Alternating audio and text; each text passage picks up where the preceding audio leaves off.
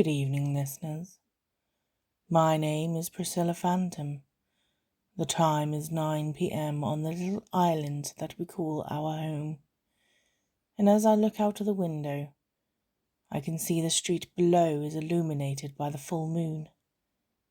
What a beautiful night. Perfect for the first episode of my new show, The Phantom Myth, brought to you from WWT radio station, where we'll disprove and debunk any ghost story that you send our way. And hopefully, we'll put your mind at ease. Out in the dark, you are haunted by no ghosts. No literal ghosts, anyway. You may very well be haunted by your past. Tonight's topic is something a lot of people have been talking about recently. Demons. We have a letter here from one Victor Winton. Victor has asked us to share his story with all of you. He claims to know of a real-life encounter with a demon. Let's see if we can put your fears to rest, Victor. Dear Priscilla, I'm writing to you to talk about a house that is home for a man with hollow eyes. When I was a child, I was told of a story of a demon that lived in the walls of an old house at the end of the road. This house was named the Augustine House. See, I grew up on an estate that was built somewhere around the 1930s. My childhood home was situated in the middle of that street. My friend, Eric, and his parents lived in the house opposite, which looked much the same as our house. One after another of identical houses until he got to the house at the end of the road. The Augustine House had been built much earlier. Nobody seemed to know how old it was exactly, but it was obvious that it predated the road. The house was large and beautiful, but it had been left in a state of disrepair, and whoever owned it never did anything about it. I remember, even from a young age, I always wanted to explore the house. Something about its crumbling walls and its dislodged roof promised an adventure that swimming in the river or playing in the fields never quite fulfilled. Maybe it was the danger that drew me in. Maybe it was some part of me already knew what that place was. Either way, I was intrigued. I would stare with an unsatiated curiosity at this house every morning as my mother would walk me and my sister to school. My mother, the quick-witted and keen-eyed woman that she was, must have noticed this, as one night, as she was putting me to bed, she offered to tell me a story. I, assuming that she was simply going to pick up one of my books to begin to read, as she usually did, agreed. She did not pick up one of my books. Instead, she looked me in the eye, her face set into a grim solemnity, and told me this. The world we live in is situated between heaven and hell. It's a world made for the mortals and the mundane. But sometimes the nature of the other worlds would seep through into ours. Sometimes God would allow parts of heaven to spill into our world, and that's why we have miracles. But sometimes the terrible world, the world below us, would taint our soil, and that's where the true monsters grew from. She told me that the Augustine House was a place of demons and ghouls and lost souls. They lived in the walls, but they stayed neatly trapped away in that house.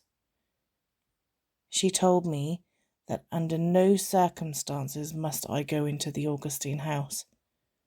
Now, as a child, upon hearing this story for the first time, I was more intrigued than ever.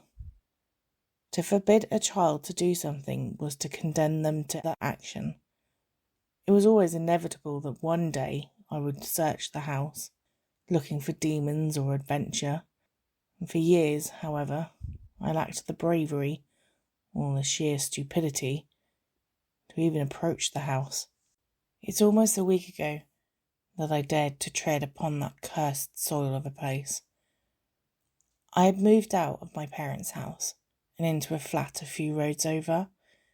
The poky little council house was always a bit cramped with me, my parents and my 3 siblings. Tensions ran high, and since I'm the eldest and only one with a job, I had to be the one to move out, despite the fact that I only work 12 hours a week since I'm still at college. I used to feel bitter about being pressured to move out, but I don't really anymore. It's strange. I don't feel anything about it. Now, I was 18 years old and honestly prone to doing anything stupid for a dare. So when I went to visit my friend Eric, and he dared me to knock on the door of the Augustine House, I did it. I was scared. Of course I was scared. But I was also curious. And I should have told him it was stupid. I should have refused and walked away. But I didn't. I guess I'm an idiot. Or too curious for my own good. Whichever it was, it doesn't matter now. I walked up to the splintered door of that God-forsaken house and rapped my knuckles gently against the damp wood, which opened with a creak that sent a surge of adrenaline through me. However, I found myself rooted to the spot. I held my breath and stared into the darkness. The house seemed to swallow up any light coming in through the open door. This is when I did the most stupid thing of all. And instead of turning round and going home having completed the dare unscathed, I yelled to Eric. I dared him to go inside. He, like me, never backed down from a dare. He laughed as he crossed the threshold into the house, and as he did, something flickered in the darkness. "What was that?" he asked me, already searching for his phone. There was no fear in his voice. I still wonder if that was false bravado, or whether he truly did not feel the chill in the air, or notice that the darkness in the house was thicker than any darkness I'd ever seen before.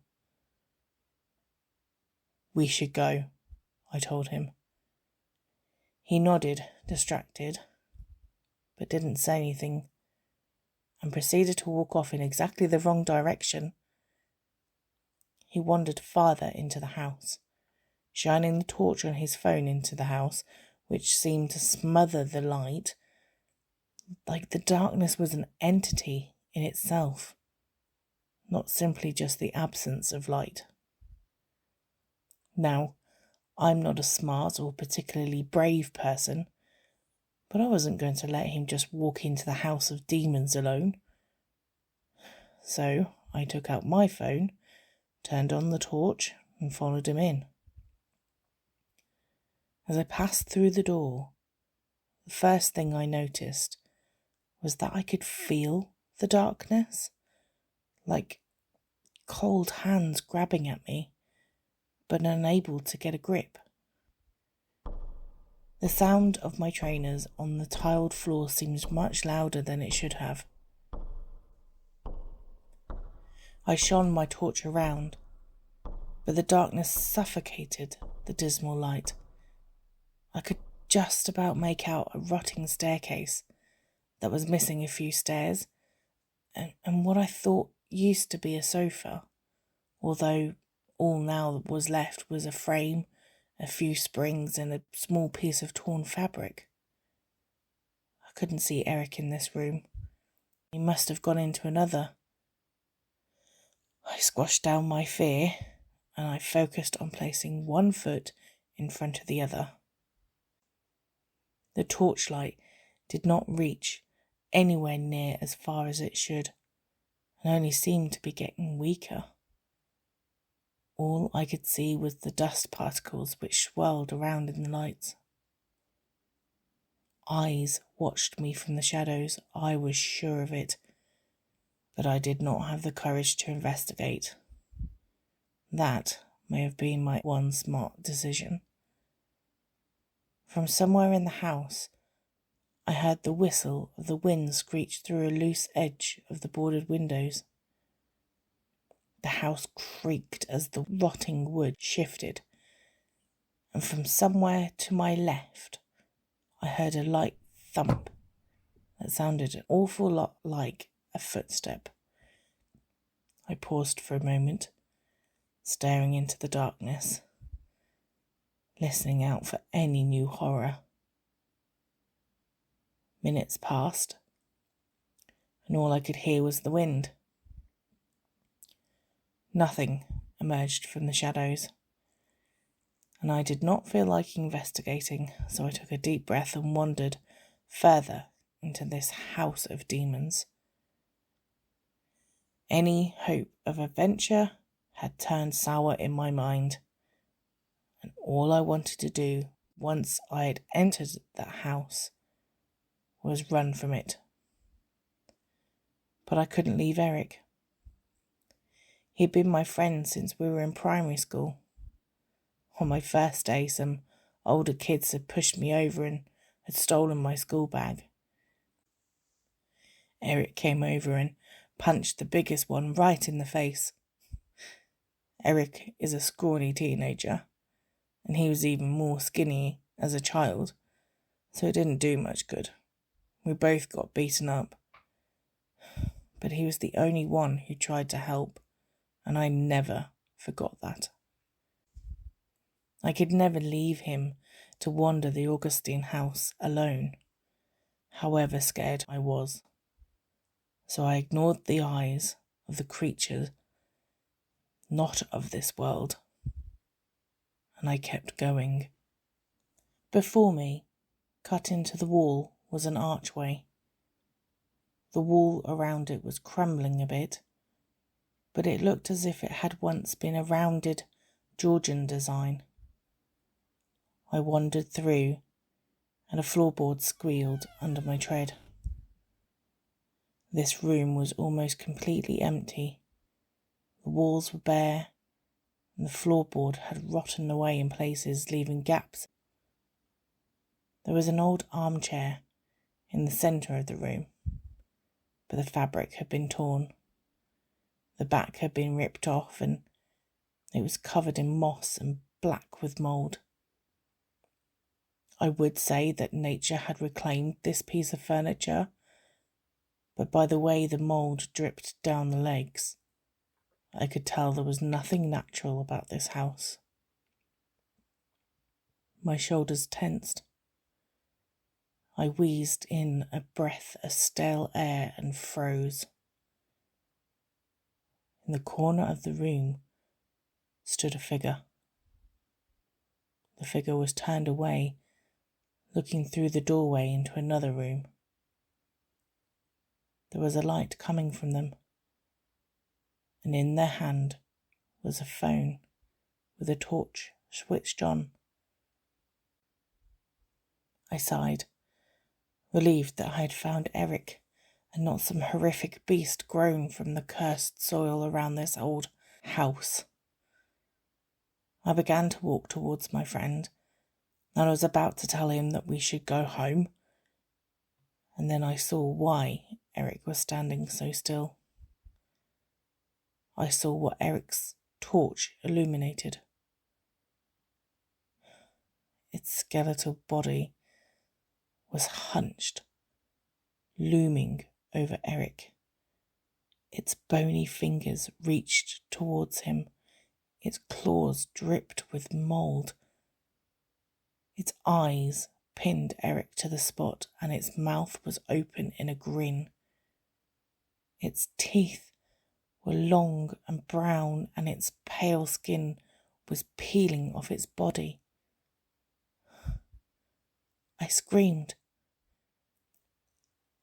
I didn't mean to scream, and maybe it wasn't the best idea to scream at that moment, but it was a guttural reaction. And if you can't scream when you're in mortal danger, then when can you? The thing looked at me then. Its eyes were hollow, but more than that, they were black holes. They consumed whatever it saw, and it gave nothing in return. Empty, but a hungry kind of empty. It looked at me and into me, inside my mind and inside my body. It knew who I was and how I worked and what made me tick. And before I knew it, before I had realised it, it had moved, and it was standing over me. Its clawed hands reached out and into me, through me. I realised then that this creature was not only from some other hell, but it had not crossed over. It was nothing but a shadow itself. I laughed in relief as this incorporeal thing reached inside me. Then it laughed too, as its intangible hand wrapped around some intangible part of me. It ripped something from my chest, and I found I wasn't scared or curious as to what it had taken. And then Eric screamed and yelled some wordless cry and ran towards me. He grabbed hold of my arm and yanked me towards the door, ripping me away from the beast, which still held a part of me in its hands. I ran too. I didn't feel scared anymore. I remember that very clearly. I simply ran because Eric was scared, and because it seemed like the sensible thing to do. Eric was not a slow runner, but I had always been the faster of the two of us. So, as we neared the door, I was in front. My heart beat fast in my chest. Not from fear, only because I was running. And that's what hearts do when you run. My muscles needed oxygen, and my heart and my lungs provided. That was all. I turned my head to make sure Eric was right behind me, and I saw his eyes wide, mouth gaping open, panting. I saw the wild expression on his face, and all I thought about was how silly a person looks when they're scared. Before me stood a rectangle of sunlight from the open door, filtering through the dust and the dark. I sprinted for it, expecting at any moment that all the creatures of this house would step out of the darkness and block my escape. The thought kept running through my mind, but as my foot hit the dirt and the crisp sound of my trainers treading upon a leaf hit my ear, I realised I was free. I glanced behind me, just in time to see the relief pass over Eric's hopeful face as his escape was within reach, and then to see that thing right behind my friend, and its hollow eyes watched me, its lips stretched into a smile as the door closed, and that thing was gone. But so was Eric. Nobody seems to have noticed that Eric is missing from college. The teacher has stopped calling out his name during registration. His parents don't seem to notice the entire room in their house filled with Eric's belongings. The police won't listen to me as I insist that I had a friend named Eric Amstein, and I don't know what to do or who to go to. So I'm writing to you. Not because I truly expect you to do anything, but simply because it seems like I should. I should want to do something to at least try to help my friend. Nobody else seems to see the hollow-eyed man that watches out from the large window in the attic of the Augustine House. This hollow-eyed man is not Eric. He wears Eric's face. But beneath the surface, there is nothing of the person I knew. Whenever I pass the house, I see him, and I stare at this empty man who watches the world through vacant eyes. And when I do not feel sad. I do not feel scared. I do not feel anything. I've been sleepwalking since that day. The first night after Eric was taken, I woke up at the door of my flat. The next night, I woke on the stairs, and then out on the street outside my flat. The fourth night, I was the next road over, and the fifth night, I was another 2 roads over. And last night, I woke outside the Augustine House. I opened my eyes to find Eric standing in front of me. He was just within the bounds of the property, and I was standing on the edge of the pavement before it. He said nothing, but he looked inside me with his empty eyes and his lips stretched into something that could never be called a smile. I thought about crossing over. The thought didn't scare me. Like I said, I don't feel much of anything anymore. When I do cross over into that house, and I will become empty like Eric. I will join him, and together our hollow eyes will watch over the world from our empty hell, so that things that live in that house will have 2 tangible bodies with which to listen and to watch and to touch. As I stared into Eric's eyes, his dark, dead eyes, I saw my face reflected back at me. I saw my numb expression and my idle smile.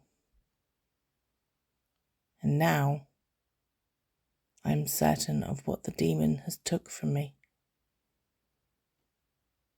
It took my soul. Well, that was quite a tale, Mr. Winton. First things first, feeling numb after a traumatic experience is not often a sign of you missing your soul. It could very well be a sign that you are in shock. If any of you listeners out there experience a similar lack of emotion, it may be prudent to talk with a therapist or a counsellor and listen to their advice. Now, when we received this letter, it included information about a possible missing persons case. So, we passed it over to the police, who did a sweep of the Augustine House and found dirt and dust and mould and little more. They didn't feel they had evidence to open a case, so they released the letter back to me. I also had my intern Harvey do some investigation into Eric, and we can't find any record of an Eric Amsden or a Victor Winton ever living on the East Grave Island. Now, he may have given us false names to protect their identities, but as it is, there is no evidence of any of this happening. Victor, if you are listening, I would be very interested to hear from you again. However, I think it will be comforting to many of you out there when I tell you that it seems this story is just that, a story. No demons live in a creepy house at the end of the road. No eyes watch you from darkened corners of your home, and no monsters lurk in wardrobes or under your bed. You are alone with your pets or your loved ones. Sleep well, dear listeners. The voice of Priscilla Phantom is Lynsey Evans. Thank you for listening to the first episode of our podcast, The Phantom Myth. Hope you enjoyed it. Side effects of prolonged exposure include tremors, night terrors, heart palpitations, loss of hair, loss of limbs, mild decapitation. If you're hearing this, it's already too late. Have a wonderful day. If you did enjoy this podcast, and most importantly, if you can afford to, you can send donations to the Phantom Myth PayPal page. There should be a link in the description. Thank you.